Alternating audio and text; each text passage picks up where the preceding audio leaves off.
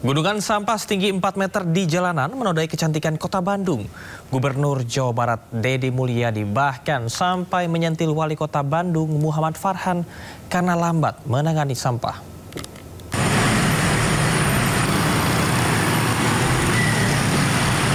Sudah 3 bulan tumpukan sampah di kota Bandung ini meresahkan. Sampah di TPS Dakota di pinggir jalan ini menggunung hingga setinggi 4 meter. Saat hujan, sampah meluber hingga jalan raya, membuat licin dan sangat membahayakan pengendara. Menurut warga, pengangkutan sampah ke TPA hanya 2 kali seminggu. Tidak cukup mengurangi sampah yang makin menumpuk. Bukan kendaraan, coba kalau longsor ini ke sana ke jalan. Bahaya ya Pak ya? Iya. Gara-gara sampah, Gubernur Jawa Barat Deddy Mulyadi menyentil wali kota Bandung Muhammad Farhan yang memiliki anggaran 7 triliun tapi lambat menangani sampah. Anggaran kota Bandung itu gede, 7 triliun. Itu sangat dimungkinkan untuk menyelesaikan masalah sampah dengan cepat, dengan alokasi yang dimiliki. Sampah menjadi persoalan serius di kota Bandung. Sebanyak 1.496 ton sampah kota Bandung diproduksi setiap harinya. Tapi jumlah itu tidak lagi tertampung di TPA Sarimukti. Dari Bandung, Jawa Barat, Ervan David, iNews melaporkan. Belasan tahun infrastruktur jalan tak kunjung diperbaiki. Warga kampung Pasir Guling, Desa Banjarsari, Lebak, Banten memasang sejumlah spanduk bernada protes kepada pemerintah daerah. Selama ini, jalan berlubang dan berlumpur membuat aktivitas warga menjadi terganggu.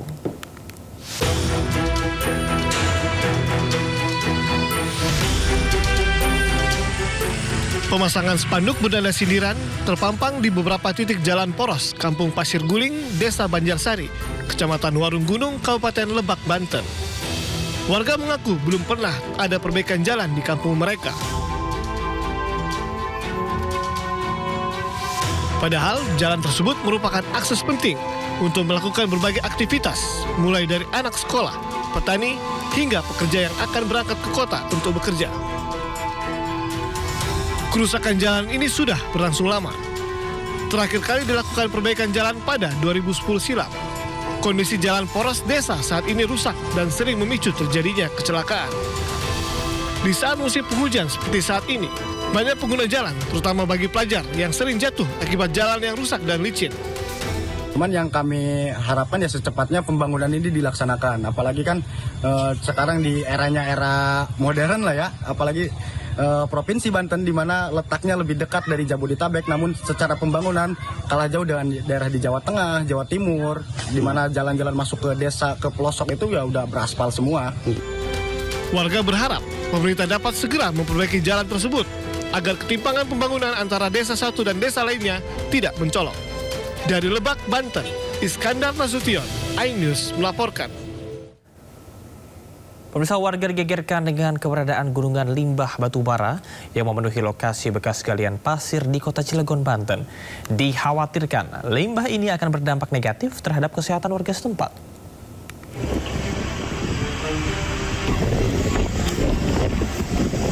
Gunungan material limbah batubara berwarna hitam ini meresahkan warga di lokasi bekas galian pasir Kampung Temu Giring, Banjarnegara, Ciwandan, Kota Cilegon. Warga mengaku keberatan gunungan material limbah ini baru diketahui setelah satpam memergoki dump truck tengah membuang limbah saat malam hari. Praktik pembuangan material pasir berwarna hitam pekat ini diduga sengaja dilakukan secara bertahap sejak 6 bulan lalu dengan dikemas menggunakan karung berukuran besar. Belum diketahui siapa pemilik lahan dan pelaku pembuangan limbah ini berasal, namun warga khawatir jika limbah ini bisa mencemari lingkungan dan mengganggu kesehatan. Selain itu, lokasi pembuangan limbah ini merupakan jalur alternatif yang digunakan warga menuju Kabupaten Serang. Sementara itu pihak kelurahan sudah berkoordinasi dengan pihak kepolisian setempat terkait hal ini. Dari Cilegon, Banten, Iskandar Nasution, iNews melaporkan. Petaka remblong, truk bermuatan solar menabrak sejumlah warung di Purworejo, Jawa Tengah. Miris, warga malah berbondong-bondong berebut solar yang tumpah. Kali Jambi banjir solar. Siap, banjir solar. Monggo yang badhe ngresake solar mili. Oh. Di tengah evakuasi truk tangki yang kecelakaan terguling di Kabupaten Purworejo, Jawa Tengah, sejumlah warga berbondong-bondong berebut solar. Dengan membawa wadah seperti ember dan jerigen, sejumlah warga mengumpulkan solar yang tumpah di tepi jalan. Padahal solar yang tumpah telah bercampur dengan tanah dan air. Aparat kepolisian dan petugas yang ada di lokasi sempat mengimbau kepada warga untuk menjauh, lantaran dikhawatirkan terjadi percikan api yang dapat memicu kebakaran. Sebelumnya, truk tangki diduga alami remblong, alami kecelakaan menabrak deretan warung di Kalijambi, Purworejo. Akibatnya, 1 orang tewas dan 2 luka-luka. Truk terguling membuat muatan solar bocor ke badan jalan, serta mengalir ke selokan. Dari Purworejo, Jawa Tengah, Choi Hartoyo, iNews melaporkan. 4 pelaku penculik balita di Makassar, Sulawesi Selatan dibekuk di 3 lokasi yang berada.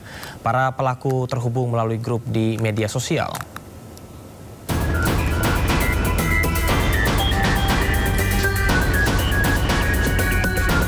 Para penculik balita perempuan di Makassar, Sulawesi Selatan dibekuk di sejumlah lokasi berbeda. Pelaku pertama, Sri Yuliana, ditangkap di Makassar pada 4 November 2025. Itu anak-anak kau jual di mana? Sama siapa? Hah? Siapa namanya itu orang? Berapa kau jualkan? Usai membekuk Sri, polisi bergerak ke Sukoharjo, Jawa Tengah dan menangkap Nadia Hutri pada 6 November 2025. Makassar, Makassar. Dari Sukoharjo, polisi bergerak ke Jambi dan menangkap pelaku ketiga dan keempat, Meriana dan Adit Saputra. Para pelaku beraksi dengan menerapkan sejumlah modus. Jangan ditahan-tahan kami,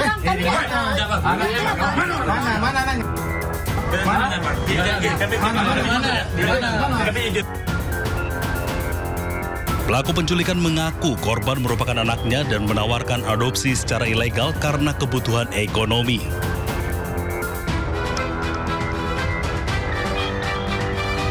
Kemudian pelaku menawarkan anak korban penculikan melalui akun media sosial TikTok, Facebook, hingga WhatsApp.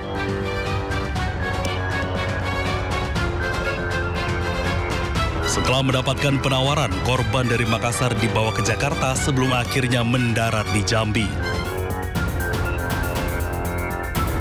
Korban dijual secara berantai. Pelaku penculikan menjual korban seharga 3 juta rupiah, kemudian dijual lagi seharga 15 juta rupiah ke pasangan suami istri, dan terakhir dijual ke wilayah suku anak dalam Jambi dengan harga 80 juta rupiah.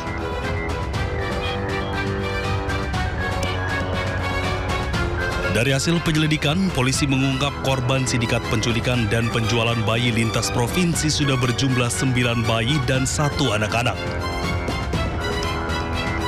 Nah, jadi cara berhubungannya di sosmed. Sebenarnya ada beberapa grup di Facebook yang khusus membahas tentang seperti ini. Jadi bahasanya adopsi. Oh, gitu. Nah, ada grupnya di sana, dan di sana juga kadang-kadang ada orang yang mencari anak, apakah mungkin buat orang lain atau buat diri sendiri. Kini polisi tengah menelusuri admin grup media sosial Facebook tempat para pelaku penculikan saling terhubung. Tim Liputan iNews melaporkan. Pemirsa, anak korban penculikan di Makassar, Sulawesi Selatan menjalani trauma healing dari Dinas Perlindungan Perempuan dan Anak. Menurut orang tua, usai diculik, korban menunjukkan perubahan perilaku.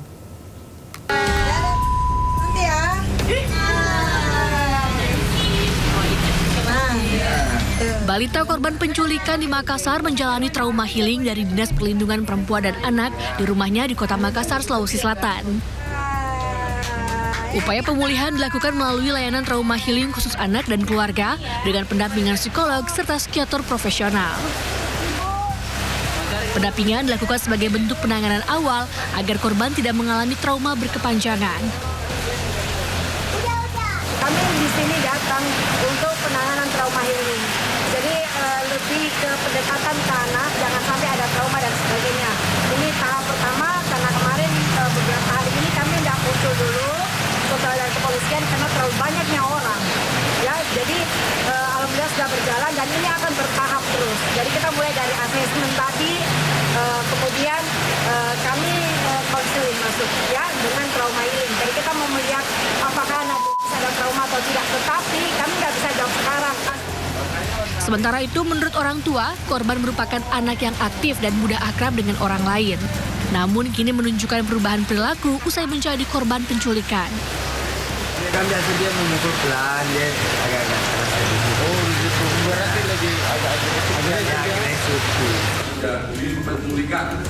Korban yang masih berusia 4 tahun diculik selama 6 hari. Polisi mengungkap korban dijual seharga 80 juta rupiah oleh jaringan pelaku lintas provinsi. Hingga kini sudah ada 4 orang yang ditetapkan sebagai tersangka. Dari Kota Makassar, Sulawesi Selatan, Muhammad Durbone, iNews melaporkan.